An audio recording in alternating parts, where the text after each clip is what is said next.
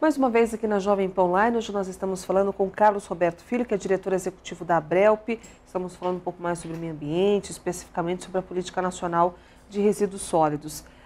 Carlos, uma das questões que estão sendo muito comentadas na mídia, inclusive, é a questão da logística reversa, que é um dos pontos talvez mais polêmicos ou que talvez gere mais confusão ou talvez receio por parte principalmente dos empresários, né? Como é que está essa questão diante do nosso empresariado aqui versus sociedade?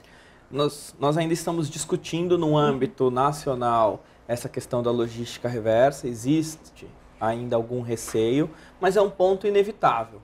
Vai ter que realmente acontecer, cada parte vai ter que assumir a sua responsabilidade, a lei fala em responsabilidade compartilhada, e aí entra setor empresarial, entra poder público, entra sociedade. E isso vai ser muito importante para que nós realmente tenhamos avanços nos sistemas de gestão de resíduos nas cidades brasileiras. Por que isso vai ser importante?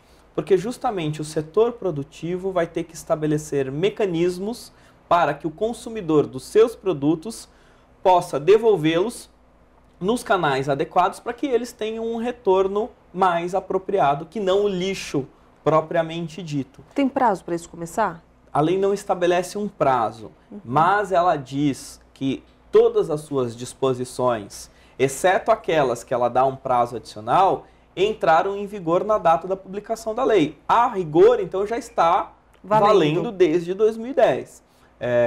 Outra vez, o Estado de São Paulo, através da Secretaria de Meio Ambiente, saiu na frente, convidou os setores que estão abrangidos pela logística reversa a apresentar propostas de sistemas adequados para o governo do Estado de São Paulo, já avaliou algumas delas e já assinou termos de compromisso com esses setores. Um, recentemente assinado, foi com as operadoras de telefonia celular. Todas as operadoras de telefonia celular do Estado de São Paulo assumiram um compromisso com o governo de disponibilizarem pontos para que os consumidores possam levar seus aparelhos, os seus carregadores, para isso ser realmente encaminhado para a reciclagem. Lojas próprias, basicamente. Isso eles vão ter que criar esses meios nas lojas deles, nos canais de assistência técnica e assim vai. Nós temos um outro acordo que foi o pessoal da indústria do óleo lubrificante. Então, para o retorno do óleo lubrificante usado e das embalagens de óleo lubrificante usado, para que realmente tenham um aproveitamento melhor. Com isso, nós vamos criando sistemas em que você, de um lado, sensibiliza e conscientiza a sociedade e, do outro lado, o próprio setor produtivo realmente começa a repensar nos seus processos, colocando no mercado embalagens que sejam mais viáveis a essa nova realidade. Alguns exemplos, inclusive, de empresas que convidam, inclusive, a população a participar. Você citou até o caso de uma marca de cervejas que, de certa forma, já está inserida nessa questão também.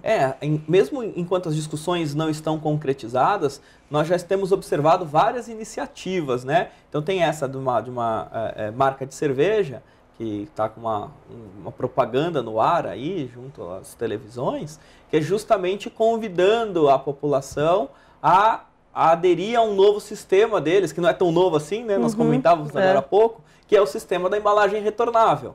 Então, realmente é um ponto em que a coisa vai voltar, em que você terá realmente esse papel do cidadão de cumprir com a sua responsabilidade, que não é só a partir de agora ir lá, comprar, consumir, descartar e eu não me importo mais com isso. Mas sim, realmente, no momento da compra, no momento do consumo, fazer a decisão daquele que tem o menor impacto para o meio ambiente e também ter a decisão no momento do descarte para que isso seja da melhor maneira possível. A gente estava até comentando no intervalo que, sei lá, 20 anos atrás, por exemplo, a gente tinha esse costume de ir ao supermercado, entregar o vasilhame de vidro e depois você recebia um ticket para pegar outro. Você acha que a tendência é nós voltarmos àquela situação que nós tínhamos no passado? Eu acho que para muitos materiais nós teremos essa situação. Para outros que não seria possível, por exemplo, mas que nós observamos no exterior que acontece, nós teremos a questão do refil, né? Então você não troca a sua embalagem antiga por uma embalagem nova e há o retorno. Mas você pega essa mesma embalagem e vai lá e faz um refil. Por exemplo, em vários países, a parte de amaciante de roupas, detergente, desinfetante sanitário, é tudo com refil. Você compra uma vez a embalagem e a outra vez você vai ao supermercado e enche novamente essa embalagem e leva para casa. Você só paga o conteúdo. Não tem porquê toda vez compra um produto com embalagem, descarta. Compra um produto com embalagem, descarta. O princípio hoje da gestão de resíduos, vou dizer assim, a primeira lei é minimizar a geração. Então nós temos que pensar também de maneira criativa como cumprir com esse direcionamento. Interessante você colocar essa experiência que nós temos na Europa, porque o Brasil, de uma certa forma, acaba acompanhando. Talvez com um pouco de atraso, mas acaba acompanhando. E essa mudança de hábito da população, como é que você vê isso no dia a dia das pessoas? Já houve esse impacto importante na vida delas? Olha, nós temos observado algumas pesquisas que são feitas de opinião pública por alguns institutos de pesquisa renomados. E o resultado é que a população tem dado respaldo a esse tipo de ação, que concorda que precisa ter uma atitude, que tem preocupação com o meio ambiente, que acha que realmente precisa da participação proativa de cada cidadão para acontecer. Mas na hora que você pergunta para a pessoa, você faz alguma coisa? Você contribui? Aí o percentual que responde afirmativamente é muito pequeno. Então nós ainda temos uma dificuldade que é transpor o discurso para a prática, é realmente tirar esse discurso do papel. De um lado, tem a própria ação da população. De outro lado, para que essa transposição seja feita, nós falamos no bloco passado, é preciso que realmente sejam disponibilizados os meios para que isso seja feito. Não adianta, por exemplo, como nós falamos há pouco, você separar o lixo na sua casa se você não tem para onde levar ou não tem quem busque. Então, realmente precisa de toda uma infraestrutura para que isso aconteça. E o setor empresarial é muito importante para dar essas alternativas para a população. Do contrário, nós vamos continuar sempre na vontade e na intenção.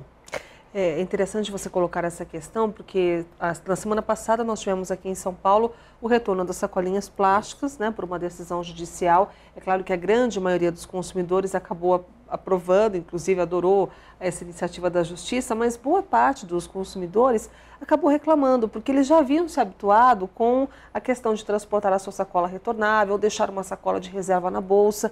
Então, muitas pessoas foram conquistadas por essa iniciativa, ou seja, houve uma determinação e muitas pessoas acabaram aderindo. Isso também é importante para o meio ambiente, né?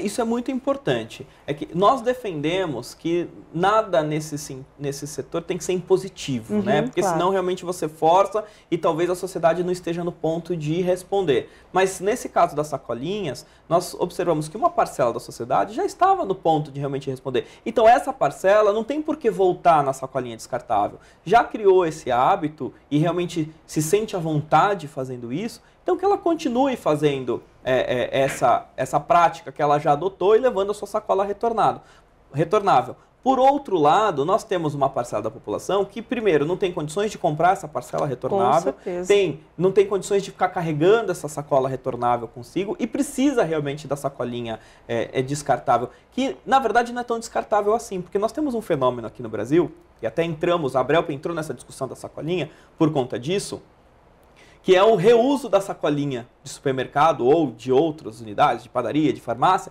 para condicionar o lixo. Porque tem uma parcela da nossa população muito carente que não tem condições de comprar saco de lixo. Exatamente. Que acaba sendo um valor considerável no orçamento dessas pessoas. Então usa essa sacolinha para condicionar o lixo. Então você dá uma nova vida para a sacolinha, ela não é simplesmente descartável. Você usa ela para o fim inicial, que é carregar, transportar sua mercadoria, e depois você acondiciona o lixo.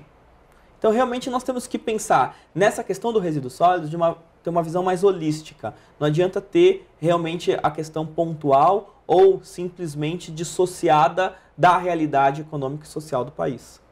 Felizmente, nosso tempo acabou, mas nós agradecemos a participação do Carlos Roberto Filho, que é diretor executivo da Abrelp. Hoje esteve aqui com a gente falando um pouco mais sobre os impactos da Rio+20, sobre a lei de resíduos sólidos e de que forma que essa política está afetando o dia a dia das pessoas. Carlos, mais uma vez, obrigado pela sua presença e uma boa tarde para você. Uma boa tarde, é sempre um prazer estar com vocês. Todos que nos acompanharam, mais uma vez, muito obrigado pela audiência e até o nosso próximo encontro.